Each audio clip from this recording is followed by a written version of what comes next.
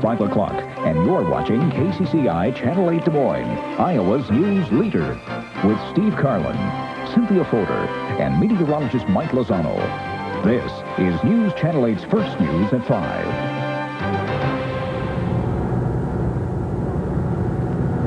People in Littleton, Colorado observe a moment of silence just a week after the shootings. We'll have the latest, and we'll take a look at some of the copycat crimes across America. And President Clinton has proposed new gun control legislation to try to prevent what happened in Littleton from happening again.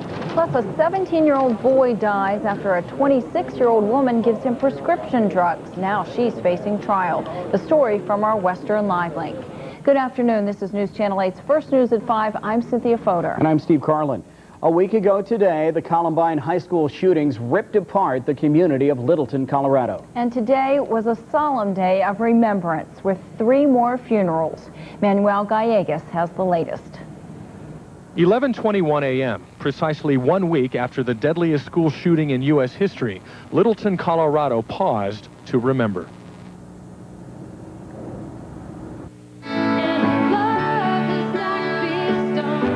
Nearby, a funeral-weary community held services for 3 more students, Matthew Ketchter, Corey DePuter, and Kyle Velasquez. Kyle was remembered by a childhood friend for his contagious laugh. Kyle, we want you to know, excuse me, that we will continue that laughter in your honor. Investigators are focusing on who may have helped the 2 young gunmen with their attack, either with the dozens of unexploded bombs that were found or with buying guns.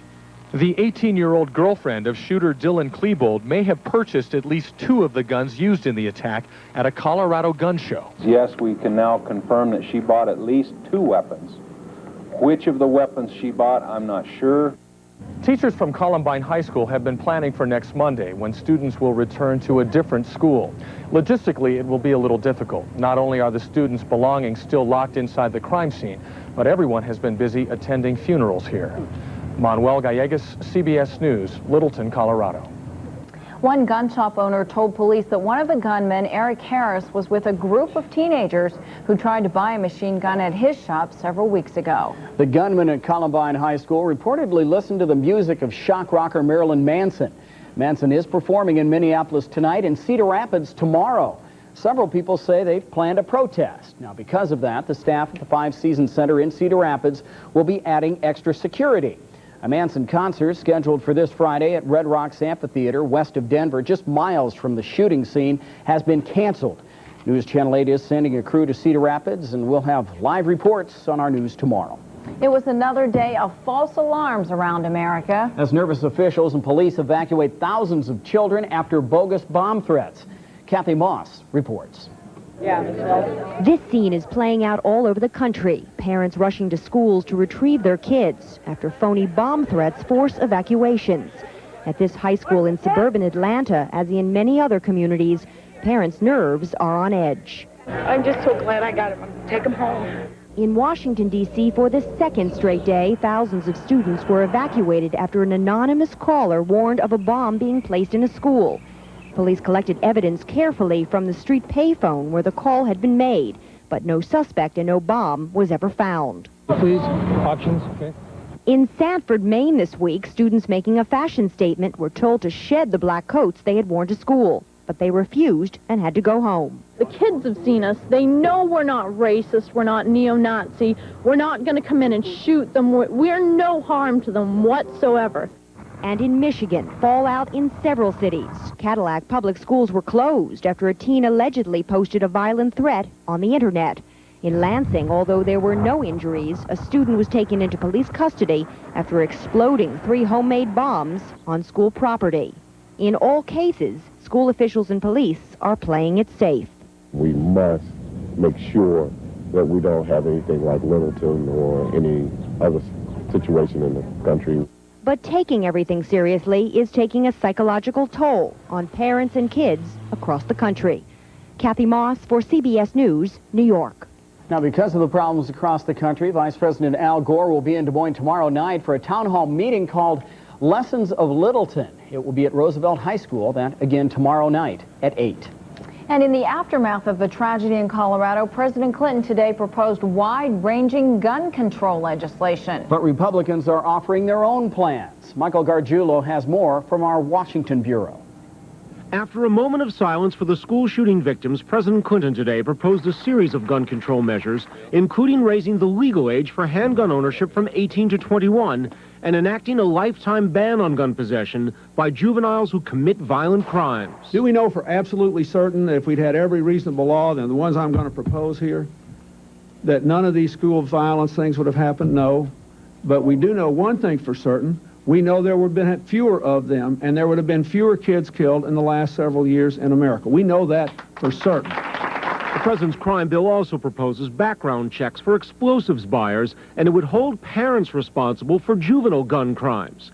Also in the bill, background checks for sales at gun shows, and mandatory trigger locks on new weapons. While the president was talking about gun control at the White House, leading Republicans came to this school in suburban Virginia to make their own proposals. They want schools to have more freedom to deal with dangerous students. For too long, we have tied the hands of principals and superintendents and not allowed them to do what they should do. And they say more gun control isn't the whole answer. This is much broader than just guns. The problem that we saw there in Colorado, you have to look at, you know, the culture, society, the violence in schools, violent music, what they get on the internet. So the debate now is over what will work best to keep this from ever happening again.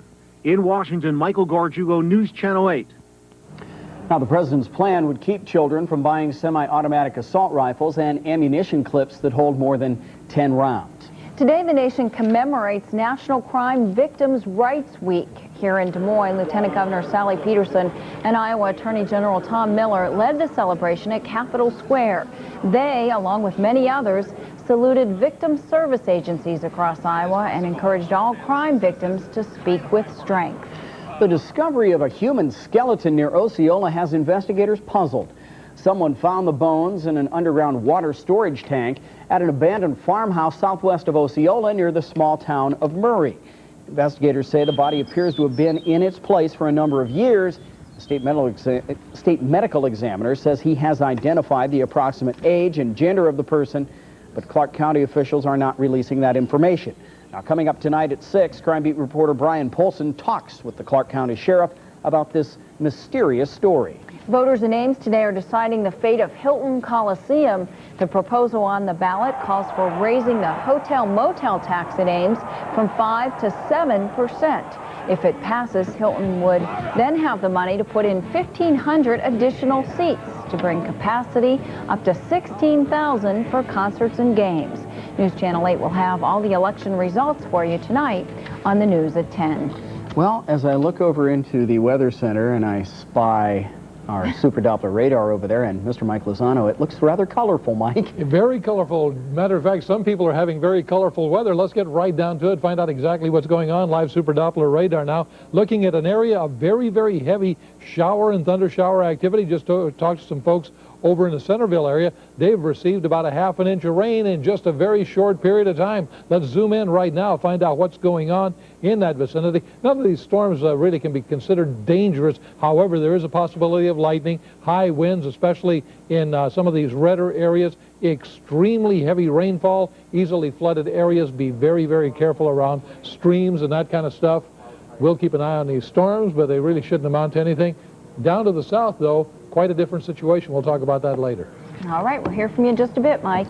Well, she gave a minor prescription drugs, but now a Western Iowa woman is standing trial for involuntary manslaughter.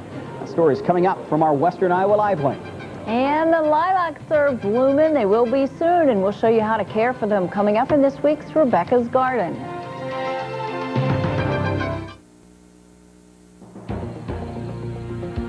This woman is accused of giving 3 minors prescription drugs.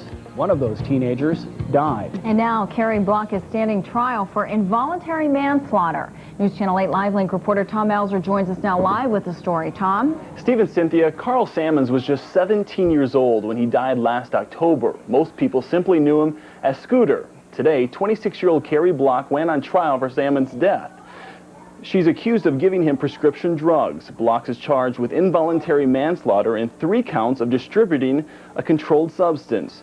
The boy's parents, who are from Minden, tell us they hope the trial will send a message to others about the dangers of drugs. He died for no reason. And I don't want another parent to go through what we're going through. They gotta learn drugs aren't good. There's a lot of parents out there that are doing what we did, just kind of taking things for granted, and boy, you can't do that.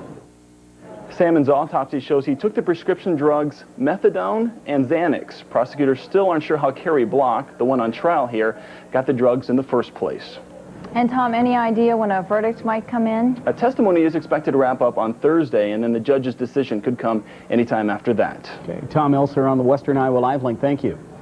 On day 35 today of NATO's air campaign, more troops are being called up. That begins our look at news around the world this afternoon. 2,100 reservists are being called into action, but the number could grow to as many as 33,000.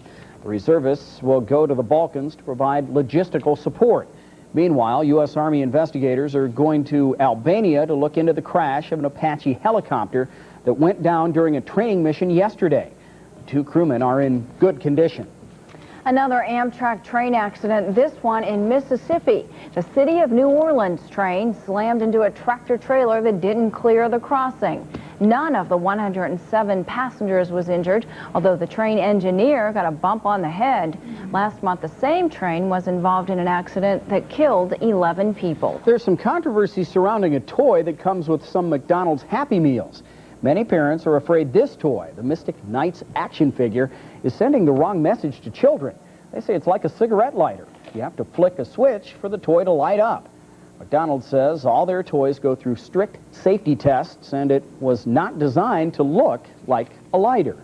More bad weather down in Arkansas. A tornado touched down yesterday in Russellville, causing major damage. Between 25 and 30 homes were damaged or destroyed by the strong winds, as well as a number of cars and trucks.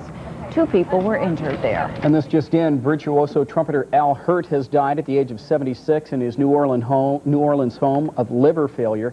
Hirt was called the king of the trumpet in the 1960s when he won a Grammy for his hit Java. And I remember my parents having some Al Hirt albums laying around the house. Got to meet the man once. Did you? Very, very nice man. He could play the trumpet, too. You bet he could. Fantastic. The weather, well, we've got some lively weather to show you right after this. Don't go too far away. Meteorologist Mike Lozano has earned the American Meteorological Society's seal of approval for excellence in television weathercasting. Closed captioning of News Channel 8 is brought to you as a public service by KCCI and the cardiologists, surgeons, and staff at the Iowa Heart Center. Put you in the mood for good weather there. Hey, here's a look at what's going on out there. Hardly what you'd call good weather. Kind of hazy, kind of drizzly out there. Actually got a choice of weather depending on what part of Iowa you live on. North, got showers here in the middle. Got drizzle down to the south. Plenty of activity. We'll show you in a second. Cloudy skies here, 57. Winds gusting to 22 miles per hour out of the northeast. Here's a look at the dew point, 54 degrees, relative humidity, 90%. The barometer is holding steady, 29.76. Live super Doppler radar right now, picking up all kinds of heavy precipitation down along the southern areas. From Ottumwa back over to Sheridan, very, very heavy thunder shower activity, very heavy rain, and of course some of these streams down there have had trouble with rising water, so be careful, keep an eye on the sky, keep an eye on those streams. Out here to the north, just gentle shower activity, and see this stuff right around our neck of the woods, right around the Tama area, a concentration of little bit heavier than normal drizzle, but that's all it is, so you got your choice. Showers, drizzle, thunder showers. Here's a look, what's going on, 22,500 miles up in space. Counterclockwise circulation right here, winds coming out of the north on this side, south on this side. Down here in Missouri, they've got quite a different problem. Tornado watch out until 9 o'clock this evening. That's for the extreme southeastern portion of Missouri. 52 degrees Fort Dodge, 49 Mason City, 59 degrees at Ottumwa, 47 degrees at Dubuque, 50 at Sioux City. Going in for a closer look at Storm Lake, 50 degrees, 54 at Denison.